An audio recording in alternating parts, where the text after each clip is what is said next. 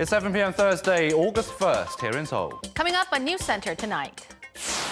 Top diplomats of South Korea and Japan failed to diffuse escalating trade tensions between the two nations. Seoul's Foreign Minister Kang Kyung-hwa warns her Japanese counterpart that if South Korea is removed from Tokyo's so-called white list of trading partners, Seoul may scrap a bilateral military agreement. North Korea says it was not testing missiles on Wednesday, but a new rocket launch system that was overseen by the regime's leader Kim Jong-un. The statement contradicts analysis made by South Korea's military, which says the North did indeed test ballistic missiles. South Korea's National Intelligence Service says North Korea may launch more missiles in August as the North seeks to improve its missile capabilities and voice its discontent over Seoul-Washington joint military drills. And the U.S. Federal Reserve cuts interest rates for the first time in 10 years. South Korea's central bank, meanwhile, says it will assess the domestic and global economies before adjusting monetary policy. NEWSCENTER begins now.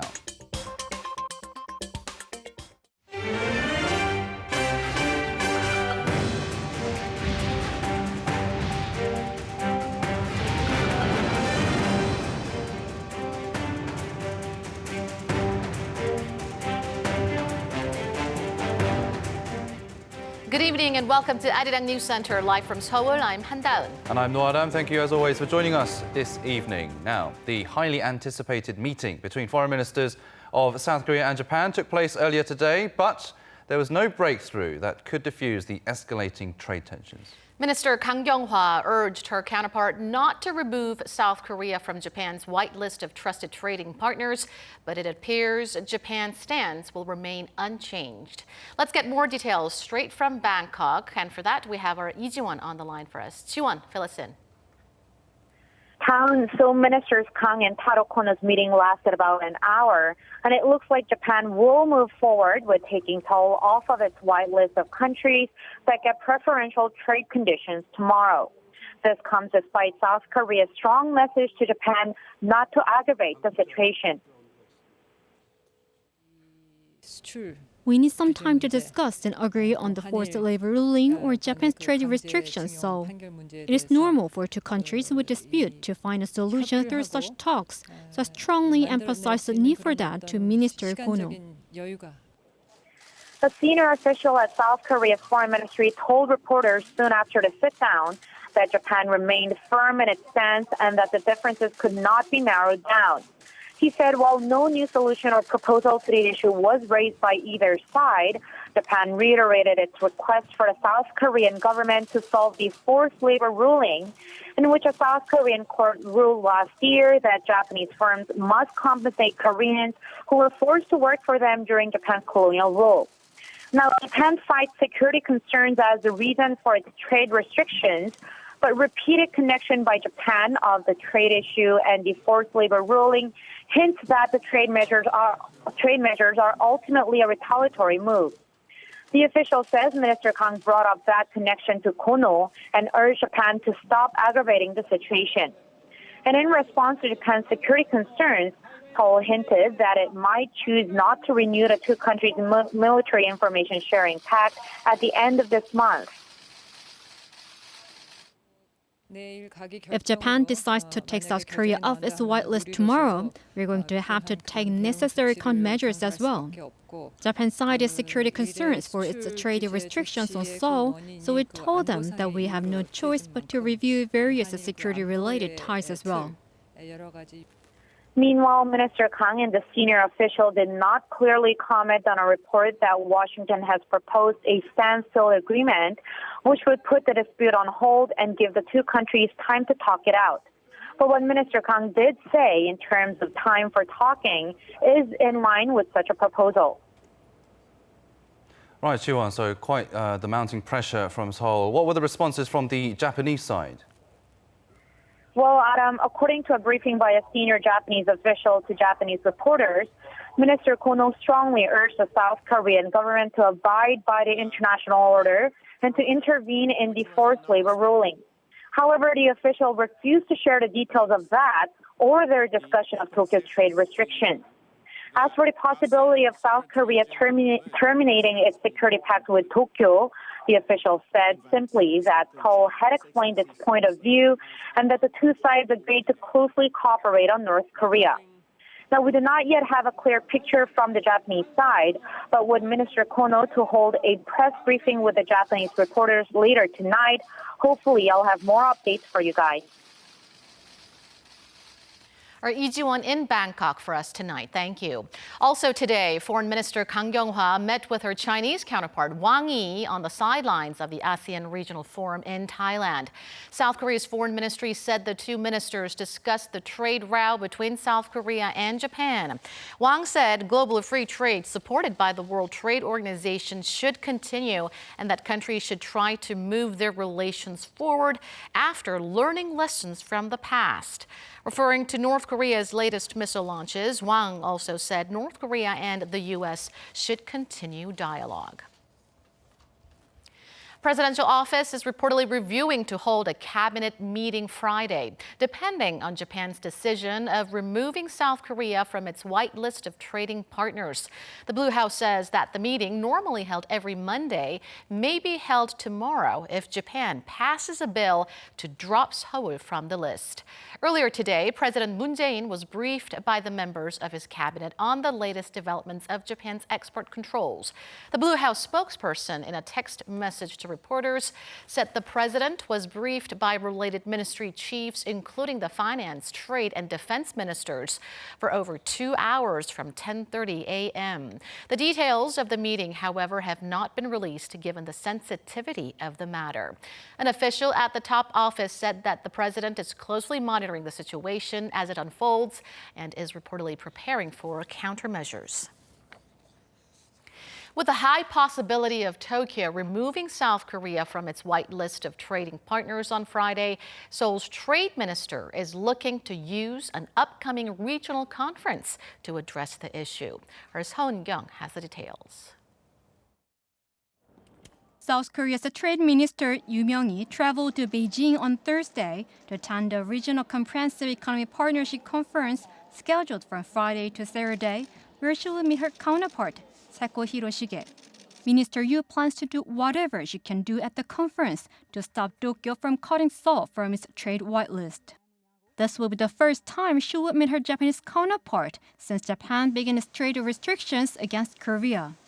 Yoo highlighted how Japan's move go against the RCEP, a proposed free trade deal between ASEAN and 6 other countries, including South Korea and Japan. RCEP aims to provide a fair and exclusive global trade environment. We will highlight that Japan's trade curbs are against the fundamental principles of RCEP. And we will also inform members that the Tokyo's decision will take a toll on the supply chain in the region. The minister made it clear that her party is open to any types of talks with Japan during the conference. Japan left South Korea's calls for a ministerial meeting during the RCEP unanswered, showing a reluctance to engage in high-level talks. Meanwhile, the Ministry of Trade, Industry and Energy announced Thursday that Tokyo's plan to cut South Korea from its whitelist would end up hurting Korea-Japan trade, Korea's exports, and even the global supply chain. Seo Eun-kyung, Arirang News. A group of South Korean lawmakers have wrapped up a 2-day visit to Japan, which they say was a chance to deliver Seoul's stance on Japan's export controls and talk candidly with Japanese lawmakers. Speaking at a press conference before leaving today, the 10-member team said they urged Tokyo to stop with its trade retaliation as it undermines their bilateral relations and regional security cooperation. Our delegation fully explained the concerns of the South Korean people. We first call on Japan to come to the negotiating table to resolve the issue diplomatically. Secondly, we said that removing Seoul from Japan's trade whitelist could have serious implications for bilateral ties and urged them to cancel or pull off their plans. The ball is now in Japan's court. The South Korean lawmakers said that the Japanese side shared the view that the trade dispute was a serious matter, but Tokyo doesn't agree with Seoul that its actions are unjust.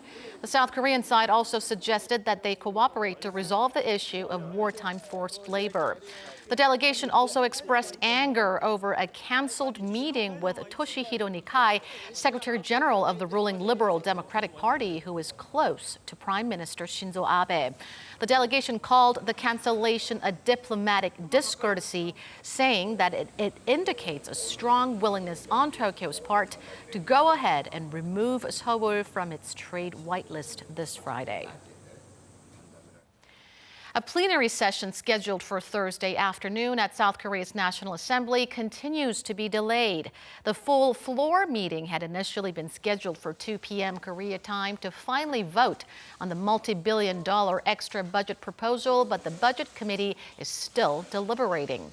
The budget bill, worth around $5.7 billion was submitted in late April to tackle downside economic risks and support recovery efforts following a string of natural disasters.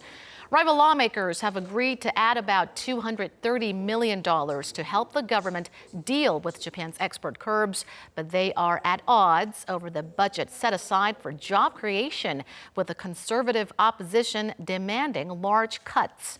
If and when Thursday's session takes place, lawmakers will also vote on bills related to people's livelihoods, as well as resolutions urging Japan to lift its export restrictions and condemning the recent military flights by China and Russia that violated Korea's air identification zone. In the space of just 1 month, the relationship between South Korea and Japan had nosedived towards a full-blown crisis. From Tokyo's export restrictions on parts needed to make semiconductors and displays to an anticipated move from Tokyo to remove Seoul from its so-called white list of countries that enjoy preferential trade treatment. The dispute between the two has been fierce. And our Won Jung-hwan now walks us through some of the key moments. According to inside reports, some say the Japanese government reportedly decided to impose its export restrictions on chip supplies to Korea back in May. However, the trade war between the two officially started at the beginning of July. On July 1st, the Japanese government announced it would slap export restrictions on Korea on parts needed to make semiconductors and computer displays, such as photoresists and etching gas. Japan controls 70 to 90% of global production of these three materials, and it was seen by many experts that it was a punch aimed at a weak spot in the South Korean economy. After Tokyo announced its decision, angry South Koreans took countermeasures into their own hands, using social media to call for boycotts of major Japanese brands. In fact, the boycott became even fiercer following comments made by the chief financial officer of Uniqlo's parent company, saying that the impact on Japanese goods wouldn't last long. Since those comments, credit card purchases at Uniqlo stores in South Korea dropped some 30%, and the boycott expanded to many other products including beer, cosmetics, and even tourism. On July 8th, South Korean President Moon Jae-in called on Japan to drop its trade restrictions against Korea in its first public remarks on the matter, stressing the need to settle the dispute through negotiations. Since then, Moon has made such related remarks to Japan 3 times, warning that the export controls will hit Japan much harder. 4 days after Moon's official statement, working-level talks between South Korea and Japan over the export curbs on high-tech materials to Seoul took place for the first time. While the two working-level officials from Seoul's Ministry of Trade and 2 Japanese counterparts sat down for talks, they failed to narrow their differences in opinion. South Korea and Japan also clashed at the World Trade Organization headquarters in Geneva over the legality of Japan removing South Korea from its whitelist of trusted countries. Seoul called the export restrictions unfair, and Japan claimed its moves were necessary for national security. The international community at the WTO General Council was reluctant to get involved in the heated exchange, declaring the matter a bilateral dispute rather than a multilateral trade issue. Now it has reached the point where South Korea is waiting to hear the decision made by Japan's cabinet in the meeting on Friday. Over the past months, the situation has escalated rapidly, and if Korea is taken off the whitelist, it will be very difficult for relations to return to normal. Won Jung-hwan, Arirang News. North Korea has released a report and photos of the rocket launch that took place yesterday. It said it tested a new multiple rocket launcher, not the ballistic missiles the South Korean military thought they were. Seeing the photos, experts say that the weapon tested is a multiple rocket launcher. Oh Jung-hee with more. North Korea says Wednesday's test was of a newly developed large-caliber multiple-launch guided rocket system, an announcement that counters analysis by the South Korean military. On Thursday, Pyongyang state-run Korean Central News Agency released a report and photos of Wednesday's test. The photos are blurred in some parts, but still, the weapon in these photos looks starkly different from the short-range missiles the North launched last week. We can also see several launch tubes installed on a transporter erector launcher. It looks like a multiple rocket launcher, not a missile. Because the photo is blurred, it's difficult to compare this with the 300mm multiple rocket launcher that the North already has. But it seems this one has a bigger diameter at the bottom than the previous one. The North pixelated these photos so as not to reveal the weapon's exact traits. The North media says leader Kim Jong-un personally oversaw the test launch. They added that the system met its test requirements and proved its combat effectiveness. Kim Jong-un said the test launch was outstanding and that this should be a worrisome reminder to those who might fall into our crosshairs. What the North says it fired, a multiple launch guided rocket system, is not what the South Korean military said it was on the day of the launch. They said the regime had fired short-range ballistic missiles, but despite the new photos, South Korea's Joint Chiefs of Staff have stuck by their original analysis. The intelligence authorities of South Korea and the U.S. see that the projectiles fired yesterday have flight characteristics similar to the new type of short-range ballistic missiles fired last week. Experts say multiple rocket launchers and short-range ballistic missiles have similar ranges and trajectories, and therefore it is possible that the military could have confused the two. Seoul's Joint Chiefs of Staff says it's still closely analyzing the new photos. Oh Jung-hee, Arirang News. Meanwhile, military experts invited by officials from Seoul's Defense Ministry have described the discrepancy between claims made by South Korea's Joint Chiefs of Staff and North Korea surrounding the North's recent firing. Kim Ji-yeon has more on what was said. At a briefing held at Seoul's Defense Ministry on Thursday, local military and weapons experts said the difference between rockets and missiles is becoming more obsolete by the day as advancements in technology are narrowing the differences in definition between the two. Basically, the experts say rockets are a general and broader word, while missiles are a type of rocket. Up until now, the traditional difference between the two were that missiles have guided systems that significantly improves their accuracy in hitting targets, further improved with the development of GPS and satellites, while other types of rockets aren't necessarily equipped with guided systems. Experts say further analysis is needed to verify the North's claim that it has succeeded in test firing a guided rocket system, implying that its multiple rocket launchers are now equipped with weapons that can track and destroy targets accurately. The experts pointed out that the speed of North Korea's weapon recorded during its flight path provided a crucial hint for South Korean military's assessment, saying it's believed to have been faster than most rockets previously test-fired. They've added the flight trajectory based on data collected up until now have indicated that the weapons were similar to the Russian Iskander-class short-range ballistic missiles, and that the tip flops in an upward direction during their final dive phase. The experts corroborated the Joint Chiefs of Staff statement that the South Korean military is capable of intercepting all missiles launched by North Korea so far this year with the existing Patriot anti-missile system based upon simulations. The military experts said the South Korean military had already acquired the missile technology touted by the North during the early 2000s. Although North Korea could have acquired the technology, the experts said it is still in the test firing stage and the missile technology are not fully operational due to factors that include lack of infrastructure and resources. Kim Ji-yeon, Arirang News. Following North Korea's latest weapons test, South Korea's intelligence agency is reportedly speaking of more to come this month. It's thought this would be an active protest against Seoul's joint military drills with Washington, as well as Seoul's introduction of advanced fighter jets. Kim Mo-kyun has this report. South Korea's National Intelligence Service says it's keeping close tabs on any additional weapons testing by North Korea this month. After attending the Parliament's Intelligence Committee meeting on Thursday, main opposition Liberty Korea Party lawmaker Lee Eun-jae quoted Seo-hun, the chief of the NIS, as saying that there remains a possibility of more missile tests as the North seeks to improve its missile capabilities and voice its complaints. The NIS said that North Korea could launch another missile test in August. The reason could be because of South Korea's introduction of F-35 stealth fighter jets and planned joint military drills with the U.S. According to Yi, the NIS also thinks that there seems to be a practical need for Pyongyang to speed up the development of its weapon system before resuming denuclearization talks with the U.S. On Wednesday's launches, ruling Democratic Party lawmaker Kim Min-gi quoted the NIS as saying that what the North fired had characteristics similar to short-range ballistic missiles, but more analysis is underway.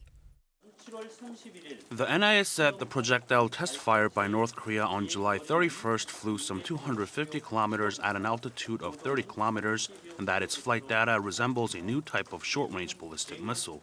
But since North Korea announced that it was a new multiple rocket launcher instead, the intelligence agency said they're conducting further analysis. As for developments regarding Cho Sung-gil, a former North Korean envoy to Italy who disappeared last November, the intelligence agency reportedly said that he has left Rome and that he is under protection somewhere else without revealing the details. Kim Mo-kyun, Arirang News. Now, the UN Security Council will hold a closed-door meeting Thursday, New York time, to discuss North Korea's recent missile launches. This will be the first time since the North and the US started their diplomacy in earnest a year and a half ago. Hong Yu reports. Britain, France and Germany have requested for the UN Security Council to meet behind closed doors to discuss the growing concerns that Pyongyang is violating the UN Security Council resolutions. North Korea fired 2 ballistic missiles on Wednesday, according to the South Korean military, just days after 2 similar launches. Pyongyang is banned from conducting ballistic missile launches of any kind by UN Security Council resolutions aimed at denuclearizing the Korean peninsula. Speaking on Wednesday local time, a spokesman for the UN says Secretary General Antonio Guterres believes the missile launches were just another reminder of the importance of restarting talks on denuclearization of the Korean peninsula. The Council, meeting on Thursday local time, will be the first since diplomatic efforts to denuclearize the regime gained momentum in early 2018. Hopes for reviving stalled denuclearization talks have been high since U.S. President Donald Trump met with North Korean leader Kim Jong-un at the DMZ on June 30th. But on Thursday, North Korea's state news agency said the missile launches were aimed to pressure South Korea and the United States to stop upcoming military drills, which it called the root cause of confrontation and war. Hong Yu, Arirang News. A North Korean soldier has been taken into custody by South Korean officials after he crossed the inter-Korean border late last night inside the demilitarized zone. Seoul's Joint Chiefs of Staff says the soldier was spotted moving southward along the Imjingang River and going beyond the southern side of the Military Demarcation Line. During a probe, the North Korean soldier is said to have expressed his desire to defect to the south. The military says there were no unusual movements by North Korean forces at the time. In other news, the US Fed has cut interest rates for the first time in a decade, but President Trump still wants a bigger cut. He said it was too small and that Fed Chair Jerome Powell had let America down. Lee Min-sun reports. The U.S. Federal Reserve lowered its interest rates on Wednesday for the first time since the 2008 global financial crisis. Led by Fed Chairman Jerome Powell, policymakers voted 8-2 in favor of a small cut. The cut, widely forecast by analysts, affects the cost of borrowing for credit cards and mortgages in the U.S. and will hover between the 2% to 2.25% range. We decided today to lower the target for the federal funds rate by 0.25 percentage point to a range of 2% to 2.25%. The outlook for the U.S. economy remains favorable, and this action is designed to support that outlook. President Trump has long criticized the Fed and its current chair, saying they are not doing enough to boost the American economy. However, according to Powell, the decision to cut rates was not affected by Trump's constant criticisms, but instead done in the hope it boosts the U.S. economy in the face of a global economic slowdown. So we do think it'll serve all of those goals. But again, we're thinking of it as essentially in the nature of a mid-cycle adjustment to policy. This action is designed to ensure against downside risks to the outlook from weak global growth and trade tensions, offset the negative effect. Major U.S. stock indexes plunged after the announcement. Watchers say Wall Street had priced in a more aggressive rate cut of 0.5 percentage point rather than the quarter-point cut that wound up happening. The smaller cut prompted a stock sell-off and pushed bond yields higher. Despite Powell saying the move isn't the start of a major easing cycle, market analysts believe further rate cuts may be in the pipeline. 이민선, 아리랑 뉴스. And responding to the Fed's rate cut, the Bank of Korea has also hinted at further readjustments to Korea's monetary policy if things get worse for both the domestic and global economy. Our Yoon Jung-min tells us more. South Korea's central bank governor Lee Ju-yeol said the U.S. Federal Reserve's rate cut happened as predicted, although it was less expansionary than what the market had expected. On his way to work on Thursday morning, Lee said to reporters that Wednesday's rate cut is more like a mid-cycle adjustment to policy rather than the beginning of a lengthy easing cycle, reiterating what Fed Chairman Jerome Powell said in a news conference after the Fed statement on Wednesday. Though it was less aggressive than expected, the governor added he is also paying attention to what the Fed will do to sustain the expansion. When asked about an additional rate cut by the Bank of Korea, Lee said the central bank cannot immediately respond to the latest Fed decision, but will consider economic circumstances inside and outside Korea to decide whether to further readjust its monetary policy. The central bank earlier lowered the key rate to 1.5% from 1.75% in July. Since the Bank of Korea cut the key rate ahead of the Fed's move, the bank is not likely to immediately respond and lower the rate again. I think it's more important to look at the economic circumstances because there are many downside risks. Taken together, it may lower the rate once more in the second half of this year. In a written response to the National Assembly's Finance Committee on the same day, the Bank of Korea also hinted it may further cut the key interest rate if economic circumstances worsen, particularly the U.S.-China trade conflict and Japan's export restrictions on South Korea. Yoon Jung-min, Arirang News. Korea's exports plunged last month by 11% from a year ago. Again, it was mainly a decline in semiconductors, which account for a huge proportion of the country's exports. And with Japan piling on by cutting Korea off from key semiconductor materials, things are not likely to get better, at least in the short term. Our Kim Da-mi reports. South Korea's exports fell in July for the 8th consecutive month. The Trade Ministry said on Thursday that the country's outbound shipments tumbled 11% on year last month. Exports were tallied at around $46 billion, down from the $52 billion seen a year earlier. The ministry attributed the fall to slumping semiconductor prices as well as the U.S.-China trade war. South Korea's chip exports plummeted 28% on year in July, a wider drop compared to the month of June. Imports fell 2.7% on year last month to around $44 billion. But Japan's export curbs were not the main reason behind the fall in July. Before the trade restriction was announced, Korean firms reported that they had about 3 months worth of inventory of these chemicals. That's what they're using currently.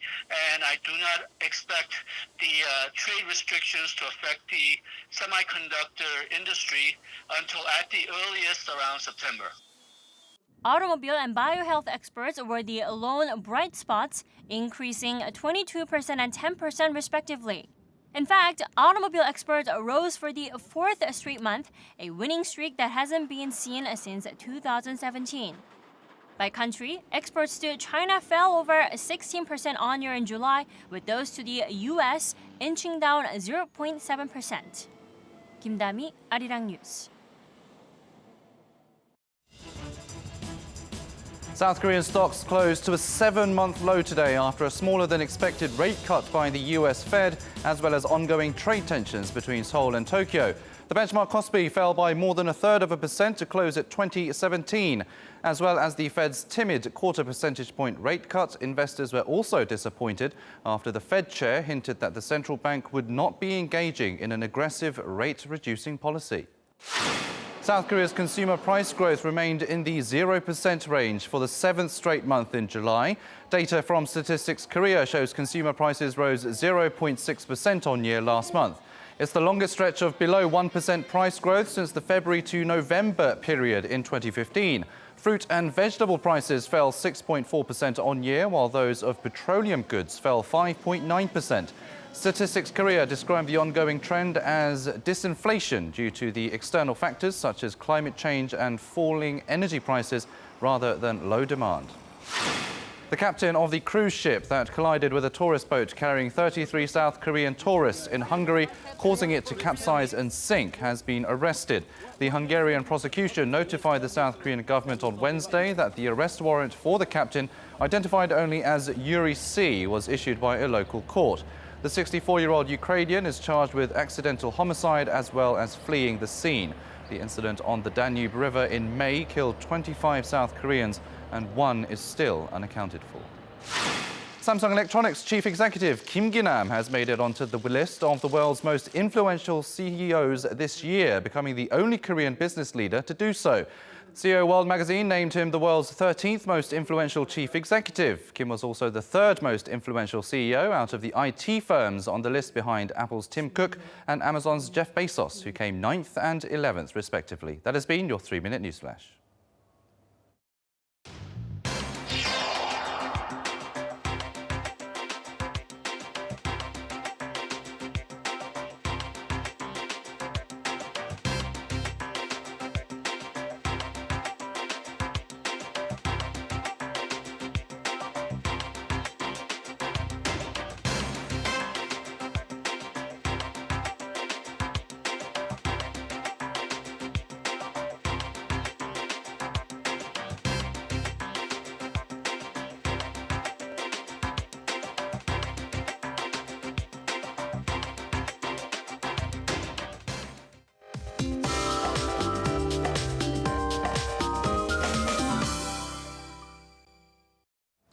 With the rain clearing up, the central region has heat wave alerts in place for tomorrow.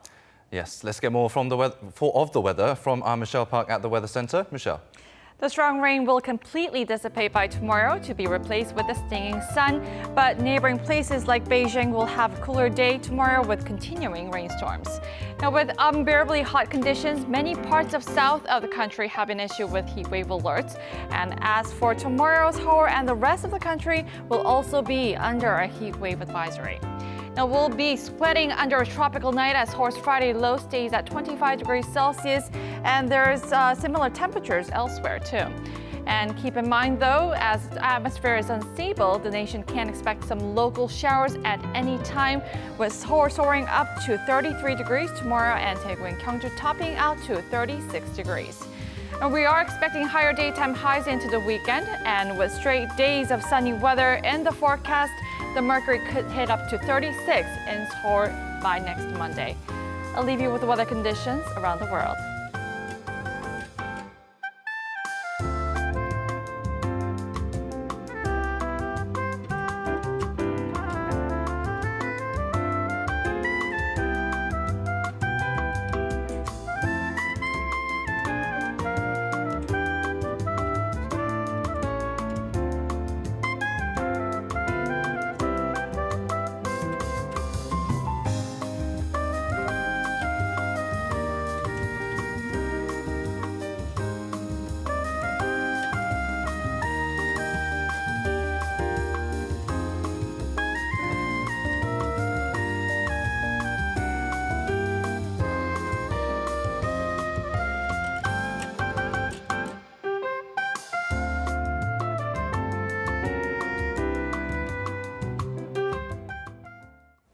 Well, that will wrap it up for this edition of Arirang News. Thank you, as always, for watching. News in Depth is next.